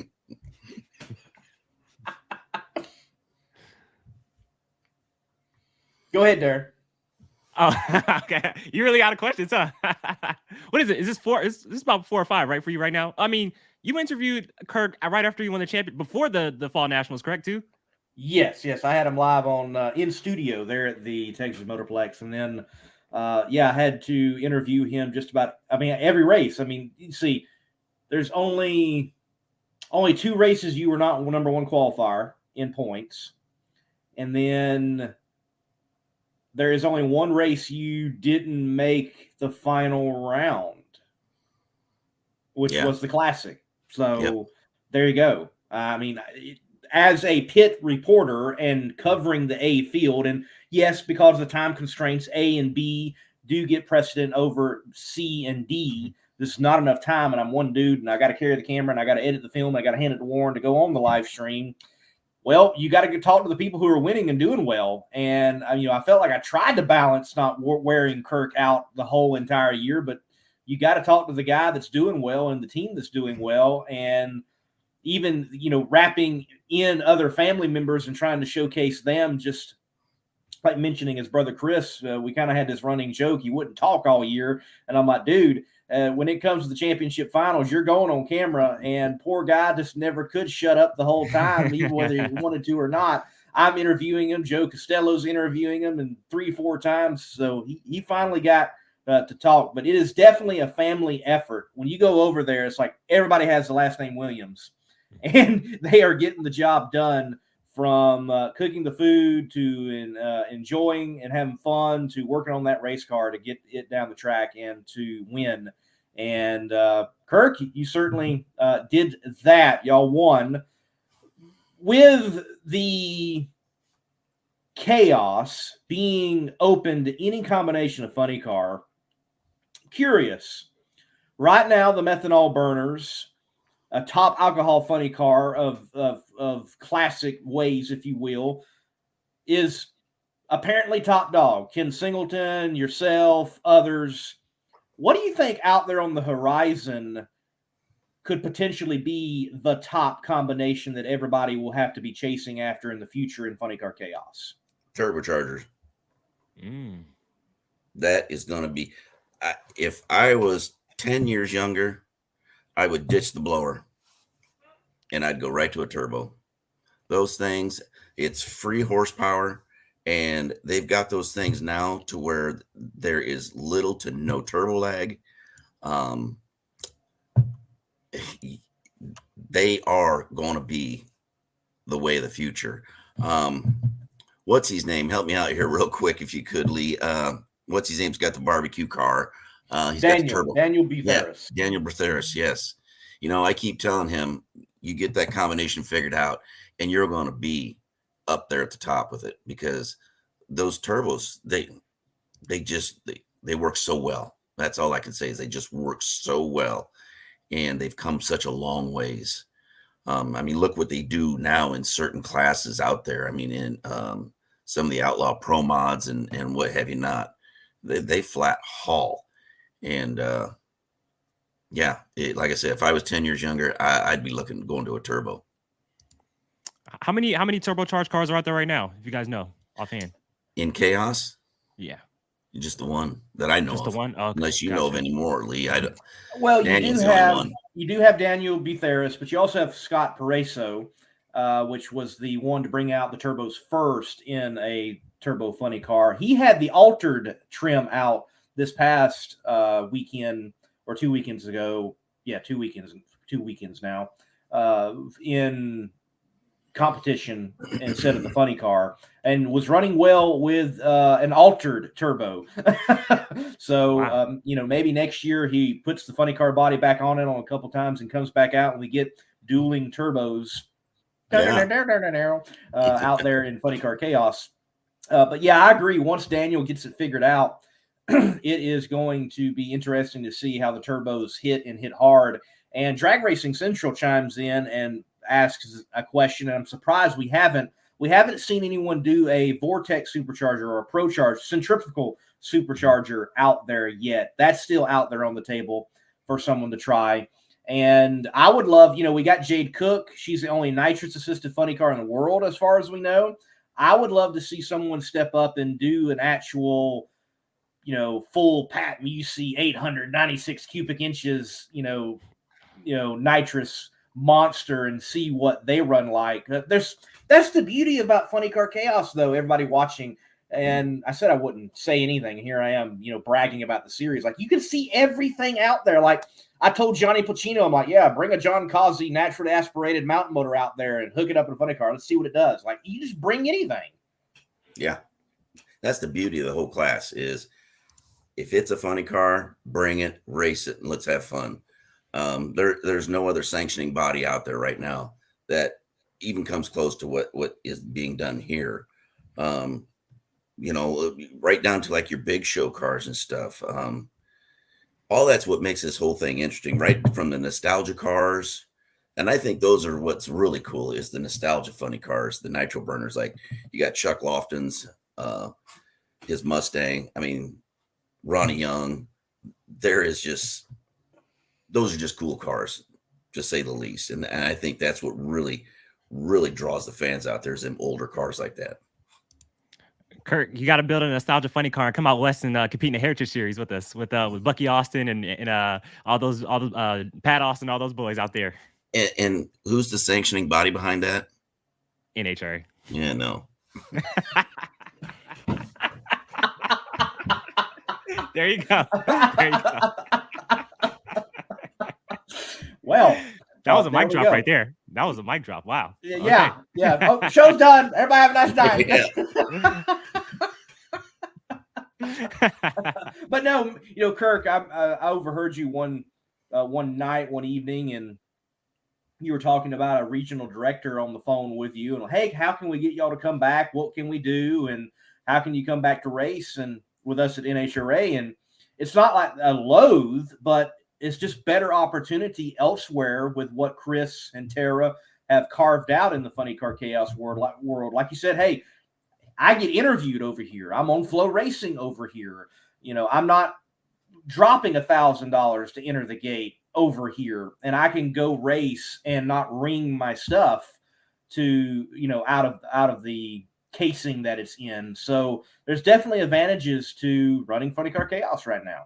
Oh, right. There is. I mean, and in all honesty, I ain't got nothing against NHRA. It's great. I mean, that's where I got my start, and they've been very well. I mean, very, very good to me, but it was not cost effective to run with them anymore. And over in the Chaos series, you get great exposure. You got phenomenal fans. You get to sell your T-shirts and your other apparel that you got, and the kids are coming up and want you to sign things, and you get them the hero cards. And that's at that point, that's where you get to hopefully make that impression on that young man to see that, hey, I want to do that someday. Because that was the same thing that happened to me. Is a gentleman made a huge impression on me when I was young with a funny car, and I just told myself one day I'm going to drive one of them. And hopefully in this series, you can carry that forward into these kids too. And Kirk, here's a question for you, and I don't know if you have the answer for this. It's just what I've thought of from back in the past and everything like that. So with Top Alcohol Dragster, Top Alcohol Funny Car, obviously used to race Top Alcohol in NHRA. We've seen a lot of transition. Drivers go from Top Alcohol Dragster to Top Fuel. I know the cars aren't the same, but I think there's more of a similar between the two than a Top Alcohol Funny Car and a Nitro Funny Car. Why do you think we've never seen the transition of maybe like a Frank Manzo or a Jay Payne or the heavy hitters in Alcohol Funny Car never want to make the step up to driving Nitro? I just always wondered that. I don't know, because those gentlemen were extremely successful. No doubt they had the sponsorship and the money to do it. Maybe they just didn't see it, that they would lose that fun, because it becomes more of a business then, as opposed to not that you didn't treat it like a business anyway, but it became far more serious. I mean, and I'm sure both you guys have been to national events. I mean, it's all business there, and you better have the crew, the parts, the money to make it all happen, or you're just out there rowing a boat with one oar. There you go. And for all of you that don't know, that means you're going in circles. Yeah. That's what that means. Yeah. That's what it means. I had no idea what that meant. I was like, okay, there you go. I like it. I like it. Dang, Derek. Look, you had an opportunity to just keep your mouth shut, but no, you opened it. You opened it. Wow. Yeah. Kirk. You can't fault him for honesty. Right. Yes. It's Kirk. that West Coast for you right there, man. It's that West Coast for you. 2023.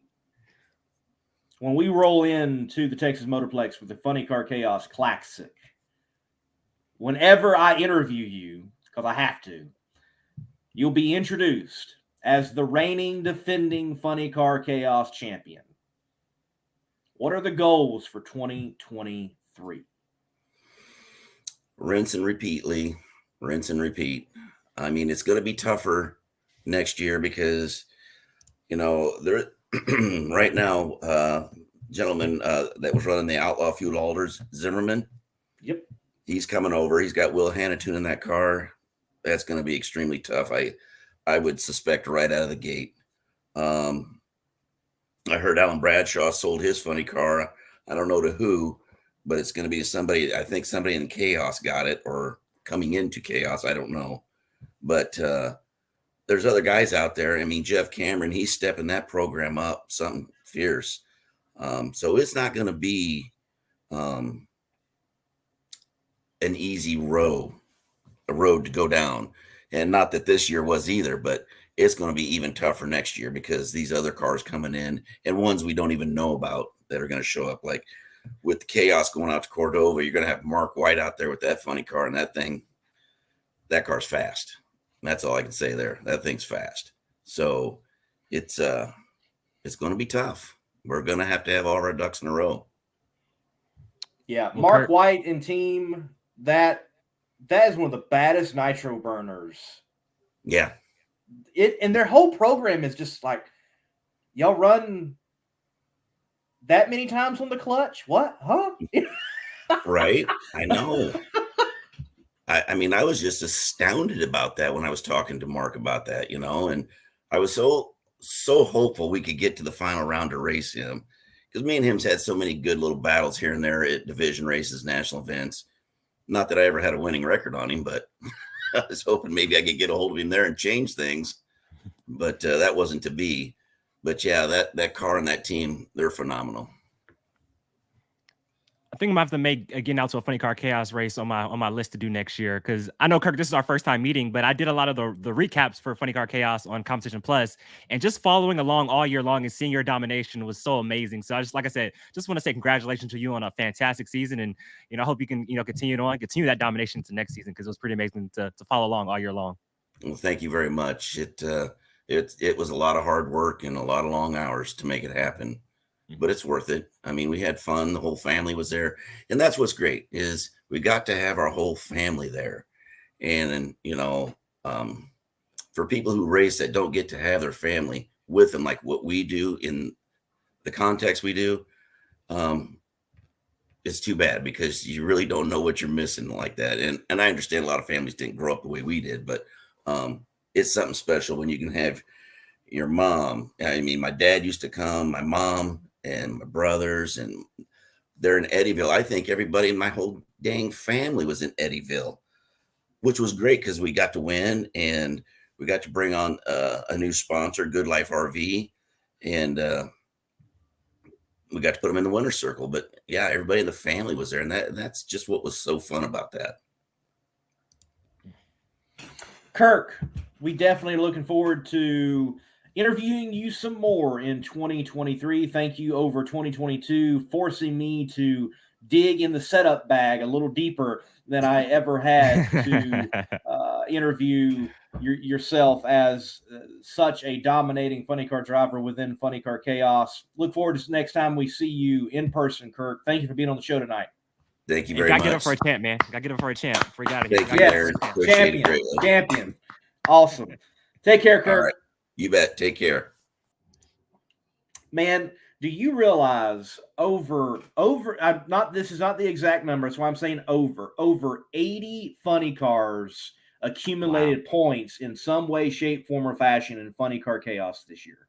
Wow, man, that is amazing. Like I said, I got to get out to one next year. I got to see that China Syndrome car that Wayne Hoffman's driving. Beautiful car. Wayne Hoffman, yes. I got to check out the Blue Max, Ronnie Young. Oh, man, so many cool cars. There are so many cool cars out there, so many different stories out there. Like I think of right now, Anthony Whitfield. He goes back and forth between altered and funny car trim. Small block Chevy on nitro.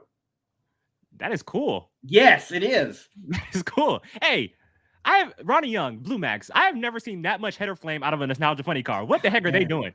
Dude, it's crazy. Or it's like, or Mark White and oh man, it's the guy who owns the car, Morty. I think it's Morty, if I remember correctly. But if you watch my show on Thursday night, that last clip of a funny car going by, that's Mark White in Drastic Plastic. Yeah, shooting header flames. Yes. It's insane. Like, how do they do that? Hey, so I told Kirk, I was like, hey, you got to build a nostalgia funny car, come to Heritage Series. Well, hey, Ronnie Young, bro, let's do it. Come to March Meet 2023, bro. Bring that Blue Max to the March Meet. Let's do it. Yeah, because he could definitely enter it in the class Lyle Greenberg is in with the Cone Hunter. It's not Nitro Pro Comp. There we go. Yes, Nitro Pro Comp. So it could happen. You never know. I mean, that would be cool to see. And Ronnie's story is so cool because he drove the Blue Max back in the day. And I don't know if that car is the original chassis, but he has like one of the original chassis, and he has the trailer that the Blue Max was, hauled around in. It just such a cool story. And then you've got guys out there like Jeff Cameron. Jeff Cameron has got yes, a methanol burning, methanol burning funny car, but he's got a beautiful stacker and, has a hospitality, and they're doing something almost Big Show-esque, but right there at Funny Car Chaos. And Ken Singleton in High Risk Racing was doing very similar there. So you've got a little bit of everything at Chaos in the funny car world, from the modern day Big Show to the nostalgia car to the weird and the wacky of like Jade Cook and a nitrous assisted funny car or turbos. And we're waiting for that Pro Charger one. I'm waiting for the big cubic inch naturally aspirated one. It is endless possibilities in Chaos. Chaos. All right, Lee.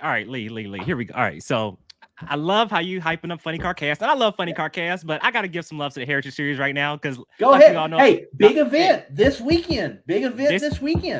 This weekend, the 30th annual California Hot Rod Reunion. If you're in Central California, Southern California, come out to Bakersfield. It's going to be fun. We got front engine top fuel dragster. We got nitro funny car, nostalgia nitro funny car, fuel altereds, pro mods, A fuel, junior fuel. It's going to be a crazy event. Hot rods everywhere. If you're in California, come out to the 30th annual California Hot Rod Reunion. It is going to be a lot of fun. But also, Lee, 12 of those nostalgia funny cars are going to the national event in Las Vegas, the NHRA Nevada Nationals. And it's not just an exhibition. No, it's not just an exhibition. It's an eliminator. 12 cars, 2 qualifying sessions on Friday. The top 8 go to Saturday. First round and second round on Saturday. Final rounds will be run around when the finals of the Lucas Oil Sportsman Series runs on Sunday. So Heritage Series, Nostalgia Funny Car, and Nostalgia Heritage Series as a whole, going to be on tap the next 2 weekends. It's going to be a lot of fun. Can't wait. That, depending on how life's going, that means I might just make a trip to Las Vegas just to film some from Nitro. Hey, let's go, bro. Funny car. Like I said, two sessions on Friday. The top 8, so there's 12 cars. 8 qualify. First round and second round on Saturday, and the finals on Sunday. It's gonna be badass, yo. Oh yeah, it's gonna be good. That's gonna be good. Yeah. I like it. Bucky Austin, Bobby Cottrell is gonna be there. James Day is going to be there. Bill Wyndham's going to be there. Kamaka Pocock, California Hustler is going to be there. Who else is going to be there? I believe Chris Crable, Michael Bartone, and Tony Leber's car is going to be there. A lot of heavy hitters going to be in Las Vegas. It's going to be a lot of fun. That's going to be a lot of fun, and I'm glad they're getting that platform as well. I'm sure the Las Vegas crowd is going to enjoy seeing those cars. It'd be cool if they could get paraded down the strip somehow. Those cars paraded down the strip, that would be awesome. That would be cool. Yeah. I'm looking forward to it, man. I'm happy they get to be on the big stage. These dudes, they work hard. They have cool looking cars. I'm happy to see them get their, hard work paying off, Hey, they'll get on NHRA.tv for a little bit. So folks will see exposure there. And it's not just an exhibition. It's an eliminator, they're actually racing, Yes. That is good for them to see them at a national event. Could we ever see fuel altered at exhibition at a national event again? That would be cool to see. Yeah, I like fuel altereds. They're wild. They're crazy. Yes, fuel altereds. Yes. Darren, anything else from this past weekend? I do have one more thing. PDRA did wrap up their season. Mm-hmm. Again, they had to wrap it up under circumstances in which they did not want to. They were rained out. They had rain Sunday, rain Monday. They canceled the rest of the event, crowned their champions. Congratulations to Jim Halsey once again. Imagine that. Winning in Pro Nitrous, Pro Boost. King Todd Tutterow getting the job done. And Johnny Planchino winning in Extreme Pro Stock. And Amber Franklin winning in Pro Outlaw 632. Picking up her first ever championship in Pro Outlaw 632. Definitely a rising star there. To each and every one of you in the PDRA that are the champions for 2022, congratulations. How much time we got left, Lee? Keep rolling, man. We're good. Okay. I think we got to talk about this Tricky Ricky thing. I just want to get your opinion. So obviously, was obviously in the championship hunt with Chris Thorne. 1.5 points at Dallas, so I think he still had a mathematical chance a little ways back. Yes. And obviously it wouldn't have mattered because Chris Thorne went on to win the race. So but still had a mathematical chance. But Tricky Ricky decides to pull out and go to PDRA. Just want to get your opinion on that. Qualified 14th, I believe, took on Wes DeStefano in first round, lost Pro Nitrous, but just want to get your opinion on Tricky Ricky Smith. What a PDRA. From what I understand, first, let's say this. Ricky is at a disadvantage going to the PDRA with a NHRA legal car because he's a little heavier than what the PDRA allows, from my understanding. Mm-hmm. I don't know if he might have tried to take some weight out, whatever. Look, him running up the road to Virginia is definitely more economical for him than running out to Texas. Mm-hmm. Okay? I do wonder, after what Hector Arana said, though, was there that extra $2,000 possibly, even for Pro Mod? Maybe, maybe not. I don't know. We'd have to hear from Lyle or Stevie or somebody.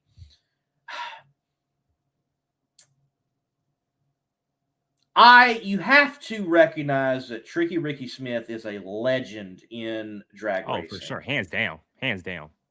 Absolute legend. Whether it's Mountain Motor Pro Stock, Pro Mod, absolute legend. I'm shocked. I'm just shocked. I'm not disappointed. I can't wrap my head around it. Why he didn't bother to go to Dallas and at least make an attempt. 1.5 points were there. He could have won this championship. It was not an outside chance. I know Chris Thorne had a lead, but with it being 1.5 points, Chris Thorne had gone out in round 1 at other races. Ricky Smith had won races this year. Nitrous Cars had won out of the Ricky Smith racing camp this year as well. Virginia Motorsports Park. It was not out of the realm of possibility. I know he might have felt that he was at a disadvantage, but you just go out there. It's drag racing. You never know what's going to happen. So I wonder if there were things behind the scenes that we don't know. Maybe Ricky hasn't shared something that's personal. Maybe a trip that far was too much or something. I don't know. I don't want to speak for Ricky. I don't know, but just the competitor that he is, and he loves drag racing, and he lives and breathes and eats drag racing. He makes his living from drag racing. I'm shocked he didn't go and give it a shot. Yeah, I was wondering, it was like, this kind of seemed like more of a statement, more so, of, hey, yeah, I'm not going down. I'm going to PDR instead and racing in their series instead of going to NHRA. It seemed like more of a statement he was trying to make. Does it kind of seem that way? I feel it may be. He made a statement concerning the D-Wagon shootout and how that went down. He stuck by his guns. Fine, great.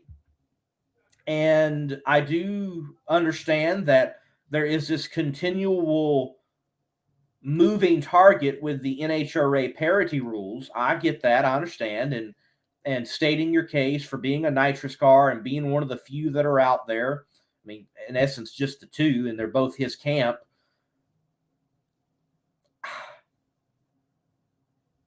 I don't know, man. I mean, you missed out being on national television. You missed out on the shot for a championship.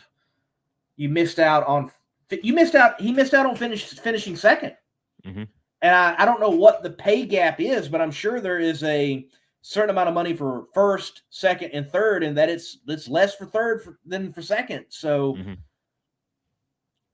I'm just shocked. I was shocked. I looked Tuesday on the entry list, and there was no Ricky Smith, and I'm like, wow, that's it. He's not in, because you gotta be in by Monday, in essence. And that's it. That pretty much crowned Chris Thorne the champion. Oh, for sure. I mean, I know Stevie had an outside chance, but Chris needed to go out round 1, which could happen, but was highly unlikely. And then Stevie would have to go on and win the race, if not even like qualify number 1 and get points and through all that. Anyway, just shocked.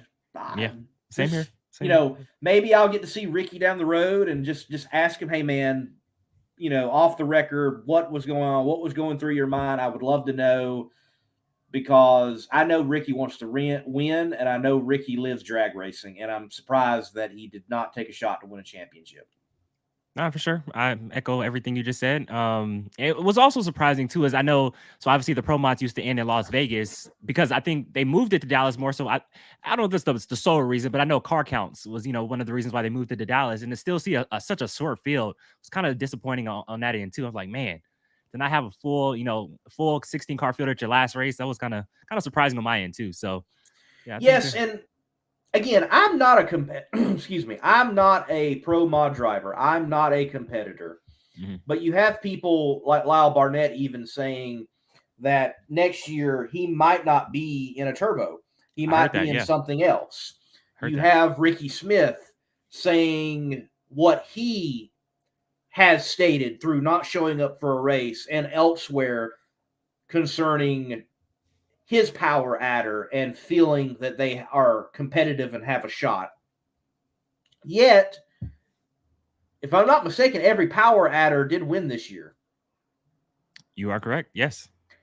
Second in points was a nitrous car. Yes. Third in points was the individual that ran 2 types of supercharged combinations. Yes. And had a mathematical chance going into the last race of the year, who earlier in the year we would say didn't have a chance. Yes.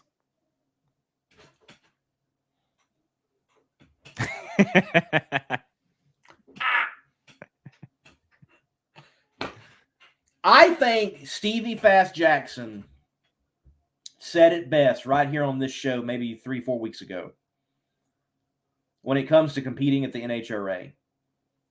He said some people don't want to do it because it's that tough. That's a great point. And I think it is. It's that point. tough. You're running quarter mile. You've got more potential blowing your stuff up. You're running it to the very edge. You're at 250 plus miles per hour in between doors. And you have got some of the best drivers on the planet out there qualifying. And for a guy who's racing so many other series and so many series, for him to commit, just hype up NHRA like that, I think that says a lot right there. Right. And that's not to say, Stevie, he was at the Pro Mod Shootout and won the Pro Mod Shootout at the Stampede of Speed on Tuesday night. You can see that action, by the way, on the Monday Morning Racer YouTube channel. He actually won it in Whiteley's car, the old blue. So that car stays undefeated. It has won both times at the Stampede of Speed with different drivers, but he'll run 8th mile. Sure, he goes and does it. He ran PDRA earlier this year, but he stated again several weeks ago now on the show that some aren't doing it just because it's that tough, and I'm sure that is actually the case. And that's not to say that anybody running, don't misconstrue my words. Yeah, anyone watching. No, running 8th mile is tough. And the competition at PDRA and other sanctioning bodies is extremely tough. I think if you're going to run 8th mile, PDRA is tough as it gets. But you are at another level when you're adding in that extra 660 feet. Yeah, do the math, folks. And you're also